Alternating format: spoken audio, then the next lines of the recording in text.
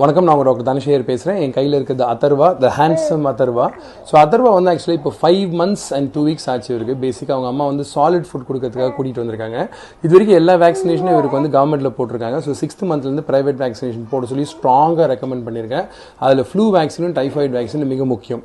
இவர் வாய் இப்போ ஊதிட்டு இருக்காரு பார்த்தீங்களா, புர்புருன்னு. இது பேர் வந்து ப்ளோயிங் ராஸ்பெரிஸ்ன்னு சொல்லுவாங்க. இது வந்து ஒரு நார்மல் மைல் ஸ்டோன். ஸோ நிறைய பேரண்ட்ஸ் வந்து தப்பாக அண்டர்ஸ்டாண்ட் பண்ணிக்கிறதுக்கு வந்து சான்சஸ் இருக்குன்றதுனால தான் அவர் ஊதுறப்பே நல்ல மூடில் இருக்கப்போ இந்த வீடியோ எடுத்திருக்கேன் பாருங்கள்.